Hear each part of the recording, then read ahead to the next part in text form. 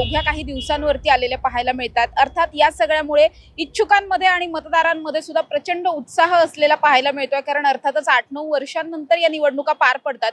आज top news मराठीची team पोहोचली आहे प्रभाग क्रमांक 17 जो पिंपरी चिंचवड मधला प्रभाग आहे। अर्थात वाल्लेकरवाडी आहे, त्याचबरोबर SKF कंपनी रोड आहे, बिजली नगर आहे, या सगळ्या भागामध्ये फिरून आज आपण या प्रभागाचा पंचनामा करणार आहोत। या प्रभागामधल्या मूळ समस्या काय आहेत हे इथल्याच मतदारांकडून जाणून घेण्याचा प्रयत्न सुद्धा करणार आहोत। तर चला जाऊया।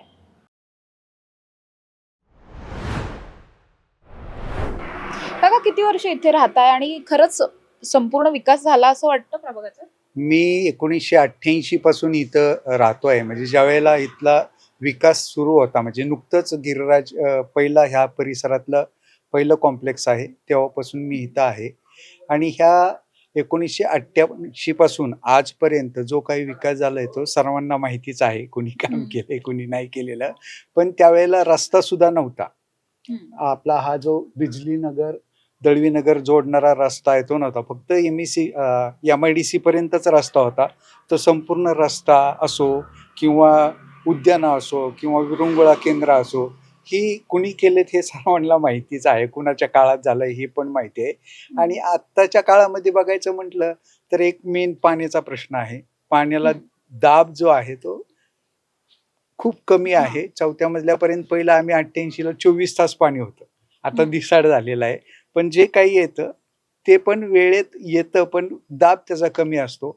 आणि मुख्यतः आता आपल्याला चिंचवड गावात जाण्यासाठी ज्या बसेस आहेत त्याची फ्रिक्वेन्सी जास्ती झाली पाहिजे, म्हणजे जनसामान्याला जे येणं जाणं आहे चिंचवड गावामध्ये ते सोयीस्कर होईल आहे। इथनं मनपा पर्यंत बस आहे आपल्याकडून, रेल्वे स्टेशन ते मनपा 322 जाती, पण त्याचं प्रमाण फ्रिक्वेन्सी वाढली तर तेही चांगलं होईल।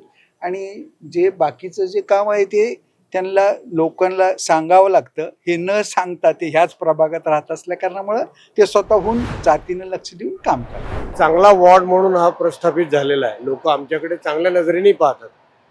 परंतु काय झालं की निरनिराळ्या एजन्सीज असतात, कॉर्पोरेशनच्या काही मर्यादा असतात, त्यामुळे त्यांच्यावरही काही बंधनं असतात। पण नागरिक म्हणून सुविधा ज्या पुरवल्या पाहिजे त्या पूर्णपणे लक्षात घेतल्या जात नाही। उदाहरणार्थ लाईट आहेत, तुम्ही आत्ता जरी इथून तिथपर्यंत कोपऱ्यावरून बघितलं, रात्री जर आलात तर तुम्हाला अंधार दिसेल इथे सगळा। तर अशा सगळ्या समस्या समजून घेणं आणि त्या कॉर्पोरेशनमध्ये मांडणं, ह्याच्यासाठी एक सुसंस्कृत नेता हा आपल्याला लागत असतो। तर तसा नेता नागरिकांनी जर निवडून दिला तर माझ्या मते निवडणुकीचा त्यांचा उपयोग होतो, त्यांनाही काम केल्याचं समाधान होतं। ही एक समस्या झाली।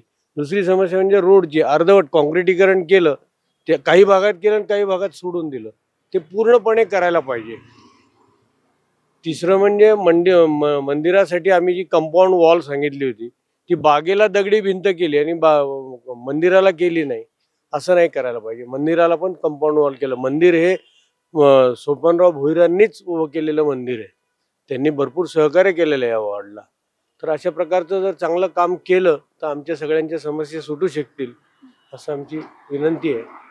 बाकी कचरा आणि ह्या सगळ्या गोष्टी तर त्या होत असतात, परंतु ते पण नियमितपणे झालं पाहिजे। असं आहे, काही वेळेस काय होतं, अर्धवट कचरा सोडून जातात लोक, पूर्णपणे झाडलोट होत नाही। काय जयरावजी, बरोबर आहे की नाही?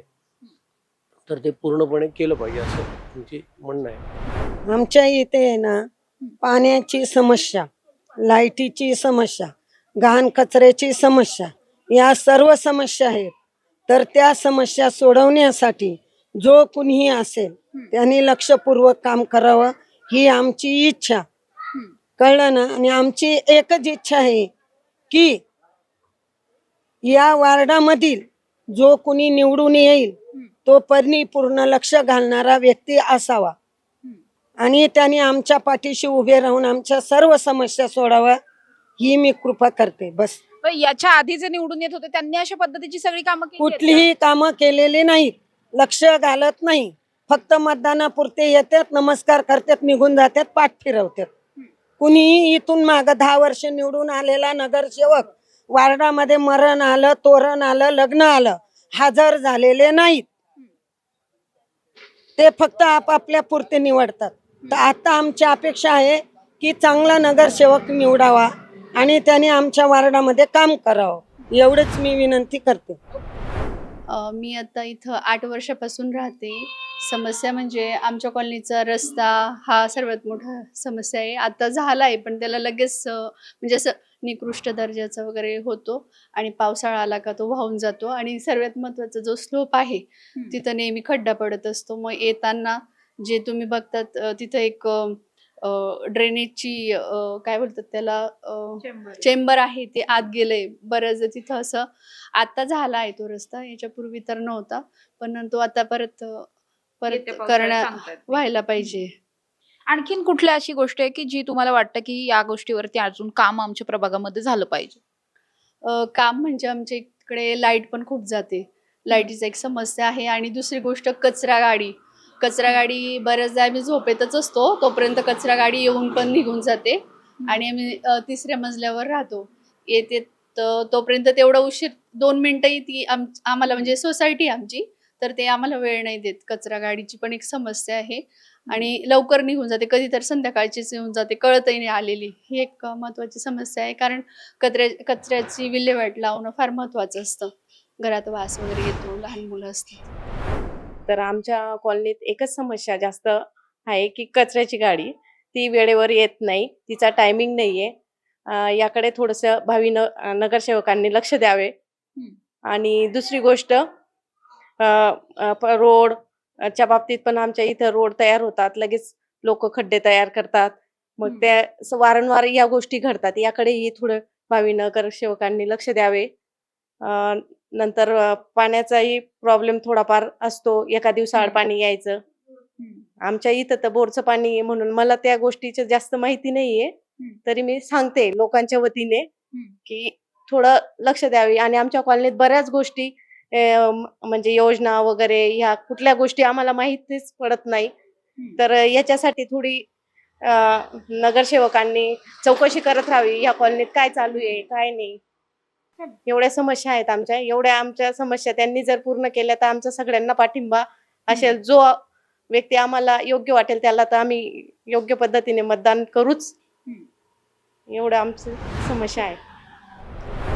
असं आहे, शिक्षण घेऊनही आम्ही काही कारणास्तव घरी बसलेलो आहोत, लहान मुलं असल्या कारणाने. त्यामुळे आम्हाला घराच्या बाहेर तर जाता येत नाही. पण काही करून आम्हाला असं घर आणि चूल आणि मूल ह्या गोष्टीत न राहता आम्हाला स्वयं रोजगार काहीतरी घरातून करता यावा, यासाठी आम्हाला प्रोत्साहित करावं आणि आम्हालाही 4 नव्या दिशांनी जाता येईल याचा मार्ग उपलब्ध करून द्यावा, हीच विनंती आहे.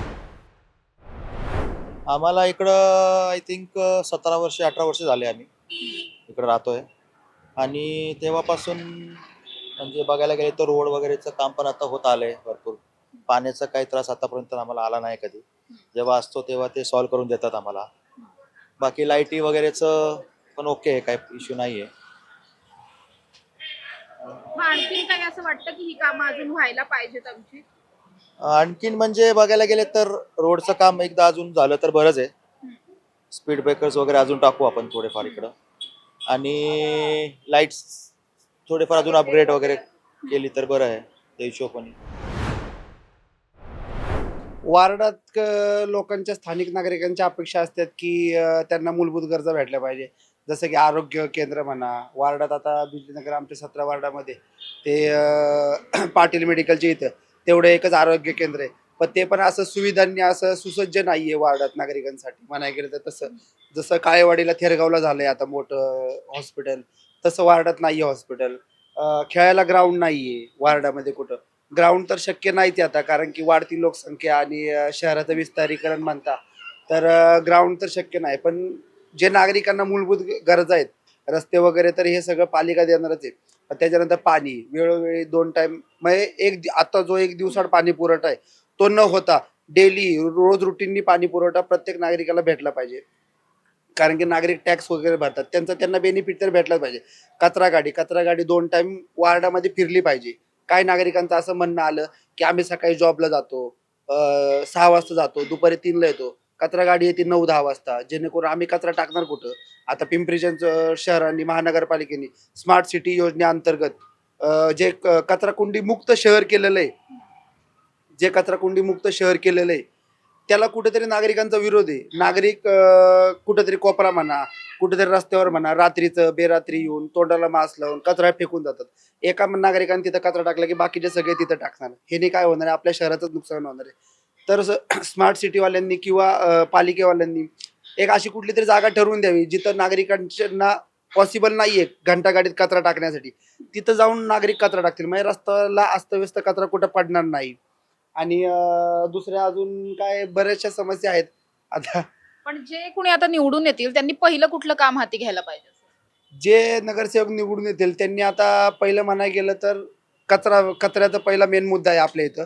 बिजलीनगर हे वार्ड क्रमांक 17 मध्ये कचऱ्याचा भरपूर प्रमाणात मुद्दा आहे. आधीच्या नगरसेवकांनी कामं केली ती जे प्रत्येकाने ज्याने त्याच्या परीने कामं केलेली आहेत. आम्ही कुणाला नावं ठेवणार नाहीये. पण येणाऱ्या नगरसेवकांनी मनापासून आपलं घर कसं स्वच्छ ठेवतो तसा आपला प्रभाग स्वच्छ कसा ठेवता येईल ह्याच्यावर लक्ष दिलं पाहिजे. नागरिकांच्या ज्या मूलभूत गरजा आहे, रस्ते म्हणा, रस्ते सुसज्ज झाले पाहिजे, अतिक्रमण रस्त्यावरची हटवली पाहिजेत जेणेकरून फुटपाथवर चालणाऱ्या नागरिकांना त्रास होतो, ती अतिक्रमण हटवली पाहिजे. पाणी वेळच्या वेळी आलं पाहिजे, कचऱ्याची घंटागाडी व्यवस्थित फिरले पाहिजे. अजून दवाखाने सुसज्ज असे मोठे नगरपालिकेचे दवाखाने झाले पाहिजे. सामान्य नागरिकांना म्हणजे जे मिडल क्लास आहेत त्यांना आता हे मोठे मोठे हॉस्पिटलचा खर्च परवडत नाही. त्याच्यामुळे त्यांना शासनाच्या ह्याच्यात ज्या उपाययोजना करून जे हॉस्पिटल करता येईल तसं एक मोठं सुसज्ज असं हॉस्पिटल आपल्या प्रभागात बनलं पाहिजे अशी आमची इच्छा आहे. जे निवडून येतील ते या सगळ्यावर कामं करतील असं विश्वास कामं आहे? करायलाच लागतील त्यांना, नाहीतर ते पुढच्या पंचवार्षिकला निवडून नाही येणार ह्याची गॅरंटी आम्ही देऊ. नागरिक त्यांनी जर आत्ता कामं नाही केली, जे निवडून येतील, जे कोण XYZ निवडून येतील त्यांनी आता ही कामं मूलभूत नागरिकांची केली तरच ते पुढच्या पंचवार्षिकला उभे राहायच्या कॅपेबल राहतील. आणि नुसतं निवडून येऊन घरी बसून आता होणार नाहीये. नागरिक सुसज्ज झालेले आहेत आणि मतदार खूप आता हे झालेले आहेत. मतदारांना कळतं कुणाला मत द्यायचं कुणाला नाही. किती वर्ष तुम्ही इथे राहताय आणि आणखीन काही वाटतंय की या समस्या आहेत ज्या अजून सॉल्व्ह झाल्या पाहिजे? मॅडम, पहिलं तर समस्या वार्डामध्ये अशी आहे की भटक्या कुत्र्यांची सगळ्यात मोठी समस्या आहे. हा बरोबर, पिंपरी चिंचवड म्हणलं की भटक्या कुत्र्या. हा, आणि सकाळी आहे ना 6 वाजता लहान मुलं ज्यावेळेस रोडनी शाळेने जातात त्यावेळेस एक 50-25 कुत्र्यांचं असं झुंड आहे ना मुलांवर झडप मार. तर ते सगळ्यात मोठं भटक्या कुत्र्यांची समस्या. आणि दुसरी गोष्ट कचऱ्याची समस्या. तुम्ही अख्ख्या प्रभागामध्ये फिरून बघा, तुम्हाला सगळ्यांना इलेक्ट्रिशियनच्या जे बोर्ड असतात त्याच्या साईडला तुम्हाला कुठेही कचरा ह्या कोपऱ्यात त्या कोपऱ्यात.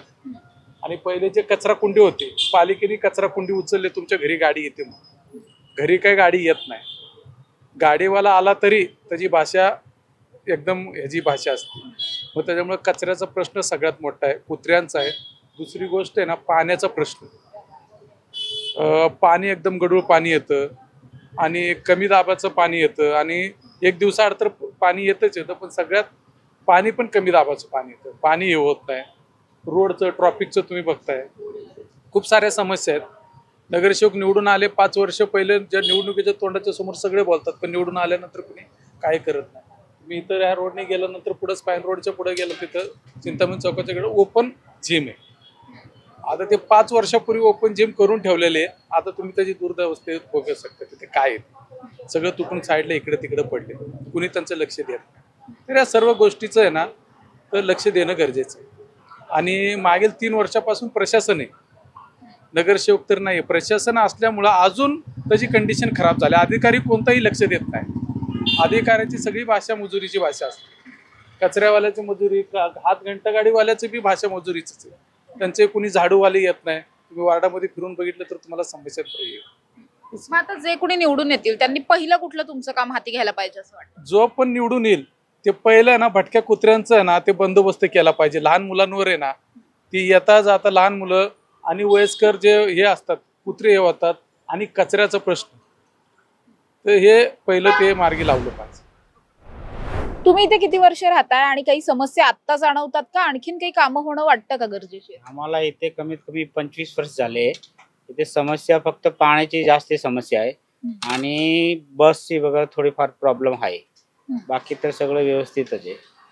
आणि एक लेडीज लोकांसाठी जिम वगैरे पाहिजे. बाकी सगळं ठीक आहे. बाकी सगळं ठीक आहे, हा, हा. म्हणजे बाकी ट्रॅफिक वगैरे रस्ते नाही वगैरे असं काही काहीच नाही, बाकी सगळं क्लिअर आहे. पिंपरी चिंचवड महानगरपालिकेच्या प्रभाग क्रमांक 17 मध्ये आज आम्ही प्रभागाचा पंचनामा या शोच्या माध्यमातून आलेलो होतो. अर्थातच मतदारांशी बोलल्याच्या नंतर या ठिकाणी पाण्याची समस्या जी आहे ती सगळ्यात जास्त महत्त्वाची असलेली पाहायला मिळते. पाणी प्रश्नावरती येणाऱ्या नगरसेवकांनी काम करायला हवं असं इथले मतदार सांगताना पाहायला मिळतात. हे सोडून ड्रेनेज असेल, अतिक्रमण असतील, अशा पद्धतीच्या सुद्धा समस्या इथल्या मतदारांनी सांगितल्यात. मात्र आता जे कोणी निवडून येतील ते खरंच या सगळ्यावरती काम करतात का हे पाहणं महत्त्वाचं असणार आहे. त्याचबरोबर टॉप न्यूज मराठीच्या माध्यमातून तुमच्या प्रभागामध्ये येऊन सुद्धा आम्ही अशाच पद्धतीने प्रभागाचा आणि तिथल्या समस्यांचा पंचनामा करण्याचा सुद्धा प्रयत्न करणार आहोत. त्यामुळे आत्ताचा हा जो काही प्रभाग आहे, या प्रभागामध्ये नेमकं काय होतं हे पाहणं महत्त्वाचं असणार आहे. कॅमेरा पर्सन निलेशसह समृद्धी जाधव, टॉप न्यूज मराठी, पुणे. तुमची car, electric panel, data server आगीपासून सुरक्षित आहे का? नाही? मग आजच बसवा F protect temperature activated fire suppression device. यामध्ये आहे eco friendly non toxic pressurised liquid, जे आग लागल्यास क्षणार्धात ऍक्टिव्हेट होऊन आगीवरती मिळवते नियंत्रण. बसवण्यास अतिशय सोपे आणि सुटसुटीत. टेकालिपचे एक दर्जेदार उत्पादन एफ प्रोटेक्ट.